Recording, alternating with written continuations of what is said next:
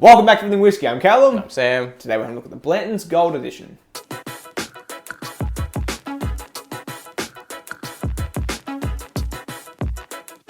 Alrighty, so this I'm very excited about.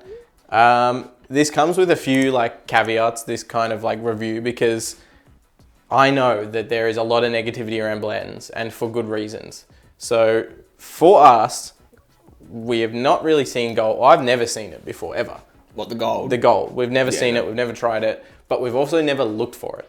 So today it was just sitting at Dan's. There was 3 bottles, so we bought one of them. It was 160 bucks, not cheap at all to anyone, but we wanted to try it. We've always wanted to try it, but we've never gone out of our way looking for it, paying exorbitant prices from secondary markets or anything like that. We've never even spent a second of our lives attempting that. So it's not as bitter of a taste when you finally get it if it's just I saw it one day and I bought it. There are a lot of people though that have searched for a long time. They've put their names on waiting lists and stuff like that to get it. Even in this is within America and stuff, close to the distillery, to Buffalo Trace, and it's taken them forever to get it, or they've bought it off a secondary market and it's cost them over $200 US. If you find it the natural way, sorry. I was going to say, this sounds like an American thing, because over here, it's I hear stories about the baseline Yeah. blends that you can't find in America. Here you can get it basically anytime you walk in the shop. But yeah, just wanted to add that in first. We didn't look for it. It was just there. We bought it at retail. It's expensive retail, especially here, but yeah, that's that. What would you pay in America for it though? Probably retail the same price, less. but US. Well, no, it should be less. It should be the equivalent in US, but they have a much harder time finding it, and I think they get rorted by secondary. I don't know. But I'm just saying, I know that there's a lot of negativity around blends because of that. It's changed from when we sipped it earlier. Yeah, we just pulled these glasses out of the dishwasher though, because I'm getting that weird wet dog note that we get every time we pull these out. Yeah. I'm getting getting a lot of fruit. I'm getting a lot of honey brown sugar. Yeah. I'm getting a lot of sweetness and a lot of fruit. Decent amount of spice, but it's very rounded smelling. It's not. It's got a little bit of ethanol, but nothing crazy. By the way, we'll tell you the proof. So. 50.5 or something, isn't it? Yes, this is 51.5. 51.5. Bottle number is 81. It was dumped on the 21st of the 8th, 2017. Barrel number 1081. Rickhouse number 18. For anyone that cares about that stuff. I'm sure there's going to be a huge difference from bottle to bottle. Yeah, nice and oily.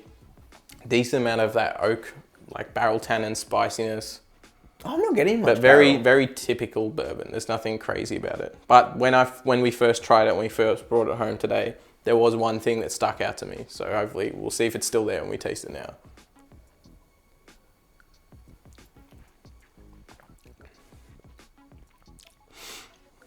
Ooh, there's the bite. Yeah, it's got more bite this time. It had less very bite buttery when we first tried it. Butteriness is the thing. Buttery smooth. It was weird. There's this ethanol note that's definitely there that you might not expect from such a premium. No, but for something so premium, you would expect maybe not there to be any ethanol. There's a little bit, but it doesn't bother us at all. No. But the thing that took me off guard that I didn't expect was just this weird buttery oiliness. It was there was warm salted butter coating my mouth when I tasted it. It's sticky date pudding, but with you have that caramel, the melted caramel butter stuff you pour on top. That's that. I'm getting a fake vanilla. Yeah. Almost from that ethanol. Yeah, that weird sharp vanilla note. But there's a lot of sweetness in this. Brown sugar. There's tons of sweetness, tons of fruit. What is that fruit? For me, the palate is much better than the nose. The nose is fine, but it's just a bit boring. The palate is pretty interesting. Yeah. But that weird buttery oily note is what makes it slightly unique. But yeah, so look, this is a hard to come by bourbon. I love the base one, I always have, but we've said in those reviews as well with those ones, we've never ever struggled to find them. Yeah. And that does make a difference. If you spend a lot of time trying to find it, keep getting dicked over by secondary markets, then you finally find it, pay a ton, and it just tastes like a decent bourbon, you're going to be disappointed regardless. I'm getting a cereal note now with the fruit. Getting a lot of honey. raisins. A lot of raisins. Yeah. There's a white fruit that I can't name it, but it's very familiar. It's that weird sharpness, but it's not citrus. It's like peaches, but like the white peaches before they're ripe. It's got a bit of acidity. It's something like that. Or the lolly versions, like the peach rings. It's kind of like that.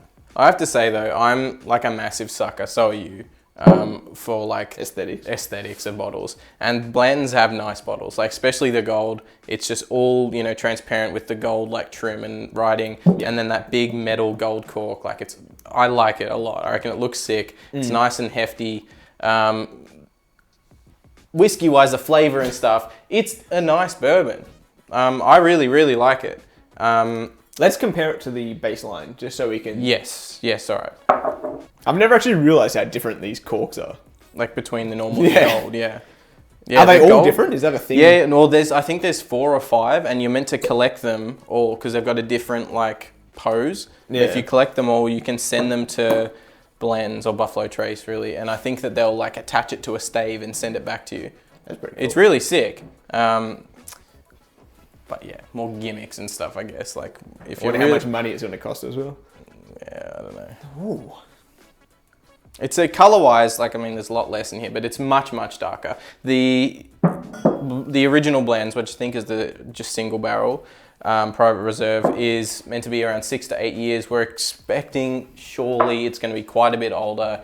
You're expecting at least 10 years, 10 to 12 is normally where you would assume it would sit around. But it is no age statement, so you don't know for sure. It could be 8, it could be less, who knows? Yeah. But by color and by law, they can't add coloring additives, so it should really be a fair bit older. Yeah. It does taste older. It has a weird smoothness to it, a lot more oakiness. I was going to say, taste that.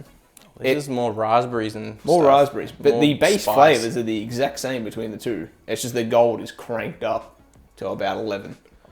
It's just so much more deep and rich. Yeah, it's much more like trail mix nuts, like that kind of like watered down almond note that I get with like, just, I don't know, just normal, what is it, 45? 46. Yeah, 46. So it's not like 40% or anything.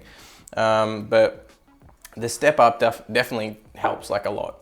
And that oiliness, it's like so much more clingy. Much, much better than the original one. Is it worth the, $60 extra? For me, honestly, depending on my pay and spending that month and my mood, it might be occasionally, yeah. But if we're talking about, if I have to search online through multiple websites to find it and it's at a secondary market if I want to get it, no way, it's not worth it. I wouldn't even do that. Readily available, no. Readily available retail price, go for it. Add all the other bullshit, don't bother. It's just not worth it. Don't give more money to the scalpers. Don't encourage that kind of just weird, shady, like, I don't know. It's just this encouragement of a secondary market that has never been good for the consumer. So don't do that. But if you find it, it's retail, definitely go for it. It's a damn good bourbon. And it has been one on my like wish list of ones I've wanted to try. So I'm glad we finally got it. But we never even Googled to find it. No. Maybe once on Nick's and it was sold out and we didn't look again. I think even Blanton, it's just kind of ruined its own image in my mind. That's what I mean. It's because, weird. Like that one, from what I had read online, everyone thought it was amazing. Yeah. It's just like another bourbon. Yeah, it's that weird kind of divide where you got people who it's been talked up so much that people think it's amazing. Yeah. Probably because one, they like it, but two, like the experience is pushed up by the like notoriety of it. And then you got the people who are very objective with it after they've had it, but they still got caught up in the hype at the start and they're disappointed. Yeah. I understand both.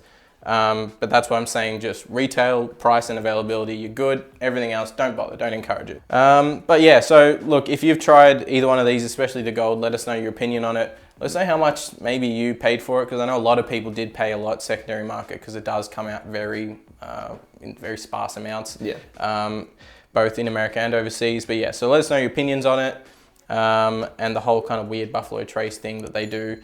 But yeah, if you enjoyed this episode of Everything Whiskey, leave us a like. If you want to see future episodes from us, maybe consider hitting that subscribe button. If you do, we'll see you next one. Cheers.